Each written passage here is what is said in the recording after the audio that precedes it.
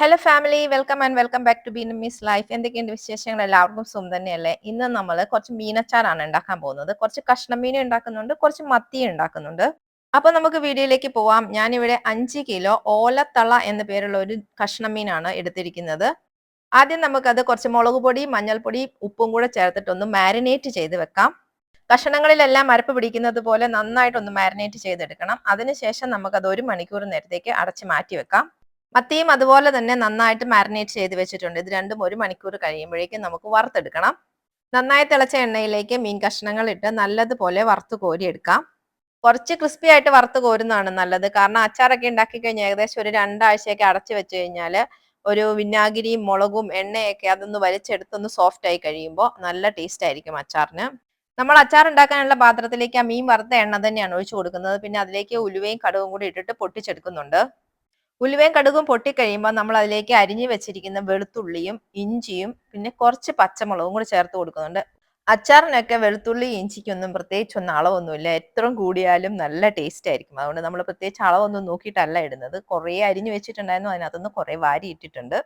ഇനി ഇതെല്ലാം കൂടി നന്നായിട്ടൊന്ന് ഇളക്കി കൊടുത്തതിന് ശേഷം കുറച്ച് കറിവേപ്പിലയും കൂടി അതിലേക്ക് ചേർത്ത് കൊടുക്കാം.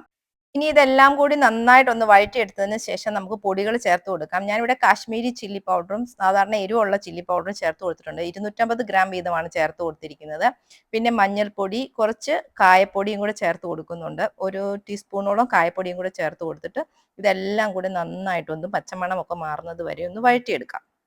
പൊടികളൊക്കെ ഒന്ന് മൂത്ത് വരുമ്പോഴേക്കും നമുക്ക് അതിലേക്ക് ആവശ്യത്തിനുള്ള ഉപ്പ് കൂടി ചേർത്ത് കൊടുക്കാം. ഇപ്പൊ പൊടികളൊക്കെ നന്നായിട്ട് മൂത്ത് വന്നിട്ടുണ്ട്. ഇനി നമുക്ക് വിനാഗിരി ഒഴിച്ചു കൊടുക്കേണ്ട സമയമാണ്.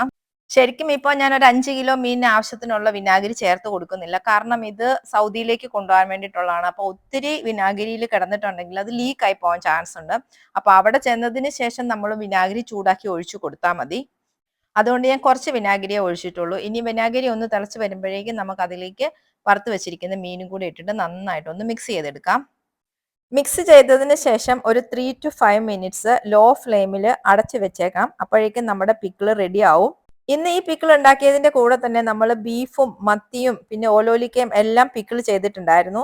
അപ്പൊ എല്ലാത്തിന്റെയും റെസിപ്പി നമ്മൾ ചെയ്തത് ഒരേ രീതിക്ക് തന്നെയാണ്.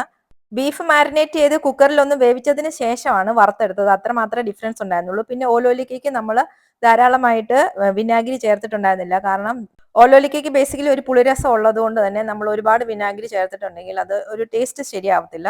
അതുകൊണ്ട് 2 ടേബിൾ സ്പൂൺ മാത്രമേ വിനാഗിരി ചേർത്തിട്ടുണ്ടായിരുന്നുള്ളൂ. നിങ്ങളൊക്കെ അച്ചാർ ഉണ്ടാക്കുന്ന രീതി ഇങ്ങനെ തന്നെയാണോ? ഇങ്ങനെ അല്ലെങ്കിൽ നിങ്ങൾ ഉണ്ടാക്കുന്ന രീതി ഒന്ന് കമന്റ് ചെയ്തേക്കണേ. അതുകൂടി ഒന്ന് ട്രൈ ചെയ്ത് നോക്കാമല്ലോ. അപ്പൊ വീഡിയോ ഇഷ്ടപ്പെട്ടിട്ടുണ്ടെങ്കിൽ ലൈക്ക് ചെയ്യാൻ മറക്കല്ലേ. അപ്പൊ നമുക്കൊരു പുതിയ വീഡിയോയിൽ വീണ്ടും കാണാം. Thank you for watching.